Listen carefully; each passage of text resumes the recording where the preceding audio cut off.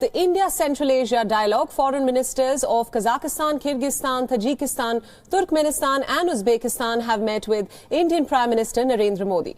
The Central Asian foreign ministers conveyed the greetings of their presidents to Prime Minister Modi and expressed the readiness of their leadership to further strengthen ties with India. They also briefed the Indian Premier on the deliberations of the India-Central Asia Dialogue held under the chairmanship of India's External Affairs Minister Dr. S. Jaishankar. Trade, connectivity, developing a closer partnership, regional developments including the situation in Afghanistan were some of the top agendas of this dialogue. Prime Minister Modi stressed on the importance of India's long-standing ties with the Central Asian nations and called it a part of its extended neighbourhood. He also congratulated the former Soviet nations on the 30th year of their independence. The dialogue has given an impetus to India's ties with its neighbours and comes ahead of the Republic Day celebrations in New Delhi, where the premiers of these nations will mark attendance as the chief guests.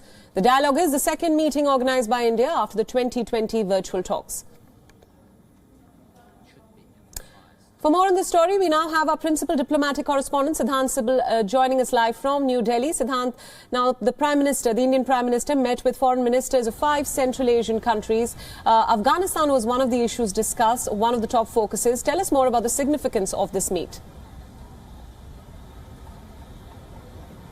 Well, over the weekend and today, the focus was Central Asia here in Delhi. We saw on Sunday the dialogue, Central Asia-India dialogue, the third such dialogue taking place. But today, of course, the 5 Central Asian foreign ministers called on the Indian Prime Minister.